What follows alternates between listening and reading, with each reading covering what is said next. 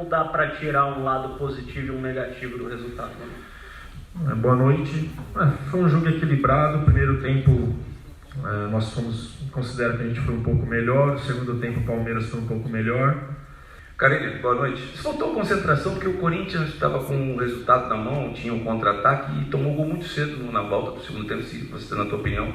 Faltou concentração naqueles 3 primeiros minutos que saiu o gol de empate do Palmeiras. O segundo questionamento é se já dá para dizer se o Corinthians pode priorizar alguma competição em razão do jogo contra o Goiás na quarta-feira, que vai igualar os outros jogos, né? E se você lamenta muito esses 2 pontos perdidos hoje, você poderia encostar um pouco mais ali naquele pelotão da frente até terminar a rodada do meio de semana, o Corinthians tem um jogo isolado, como 3º lugar. Um jogo como esse não tem desconcentração, cara. Tem qualidade do outro lado também, tem jogadores que atacam bem a bola, né? Acontece, né? Não sei com quantos minutos foram, não lembro, mas faz parte do futebol. Isso aí é assim, não existe falta de concentração num jogo desse. Pode faltar tudo menos concentração. Jogar dentro de casa é sempre importante fazer pontos, né? Infelizmente não fizemos os 3, mas a gente tem que comemorar esse ponto aí, que ali na frente pode nos trazer grandes coisas. E priorizar não, cara, muito cedo, né? Vou priorizar a Sul-Americana porque eu tenho certeza que eu vou ser campeão. A gente não tem essa certeza, né? Temos um confronto difícil ali na frente contra o Fluminense, que fez jogo ruim contra o Cruzeiro, né? Na Copa do Brasil, depois provavelmente Independente da Argentina, para chegar numa final. Então a gente está focado nas 2 competições. Carilho, aqui à sua direita, a minha pergunta vai em relação ao meio campo, para entender qual o motivo de ter substituído o Gabriel. Não sei se você concorda, mas na avaliação de muita gente era o melhor homem do setor de meio campo do time e não o Júnior Urso naquela ocasião. Por conta da altura, né? O Júnior Urso também joga de primeiro,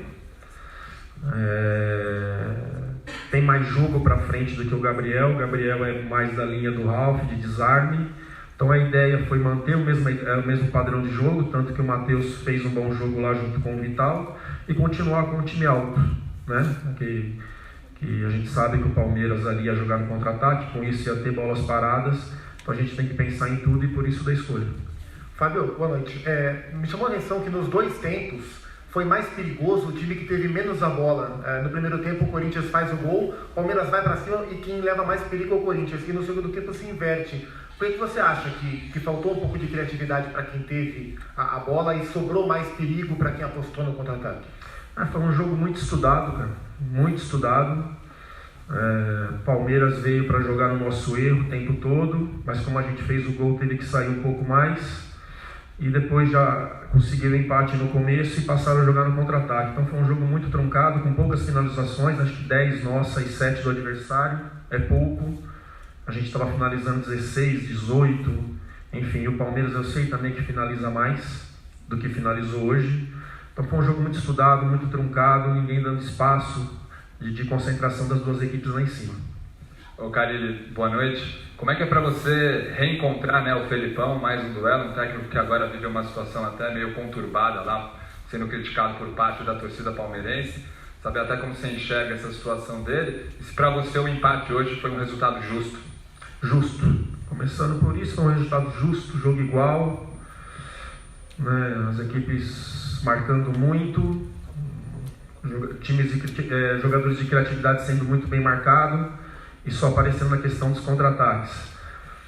Para mim, isso é um privilégio, enfrentar o Felipão. A segunda vez, né, na minha carreira, foi no Paulista e agora. É um privilégio ser técnico do Corinthians, né, e um prazer reencontrar e ter o carinho. Fui no vestiário lá antes, né, com o respeito e o carinho que me tratou. Isso é um privilégio que eu não esqueço nunca. Fábio, tudo bem? 2 perguntas. Você tinha alertado depois do Wanderers que os 2 dias a mais do Palmeiras faria diferença. Queria saber se no segundo tempo a impressão, pelo menos lá de cima, é que faltou um pouco de imposição física também para o Corinthians. Queria saber se você ficou com essa impressão e se os 2 dias realmente, apesar do bom planejamento, colocando os jogadores uma vez só antes, se de uma maneira ou de outra isso daí influenciou. Isso é com certeza, é um detalhe. O Palmeiras jogou em casa na terça, a gente fora. Mesmo quando você descansa, né, poupa, sei lá a palavra que quer usar, você acaba não treinando, né?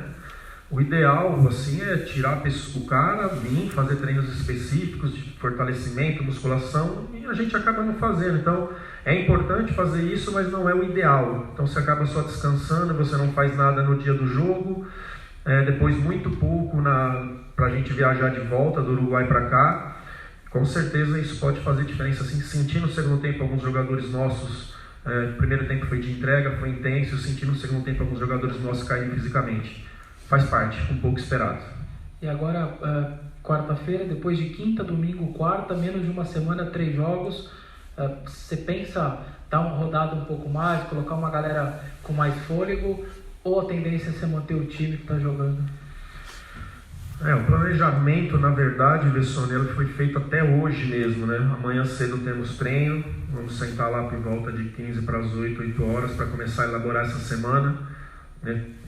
Que a gente possa ter bastante sabedoria e inteligência para fazer bem esses 2 jogos, que é quarta e domingo 11 horas, depois a gente tem uma semana livre, né? Então a gente tem que ser muito inteligente. Amanhã a gente começa a projetar principalmente o jogo do Goiás e também a semana. Fábio, boa noite. Eu cheguei um pouco depois, não sei se já foi abordado o assunto. Você está a 5 partidas de mais um título no ano e classificação para Libertadores 2020. Prioriza, não prioriza? O seu grupo vai entender bem essa separação sul-americana, Campeonato Brasileiro? Só para o nosso ouvinte do litoral ouvi-lo. Não, meu grupo já está entendendo isso, não tem que priorizar nada, né? Faltam agora 3 jogos para voltar a pensar na Sul-Americana, é importante a gente ficar, se eu não me engano, a gente igualando agora e fazer por merecer uma vitória contra o Goiás, já deixa numa zona de Libertadores no Brasileiro, acho que nós vamos para quinto, eu acho. Bom, depois eu vou ver isso direitinho. E vamos pelas duas, não tem que priorizar nada não, e o grupo já entendeu bem isso.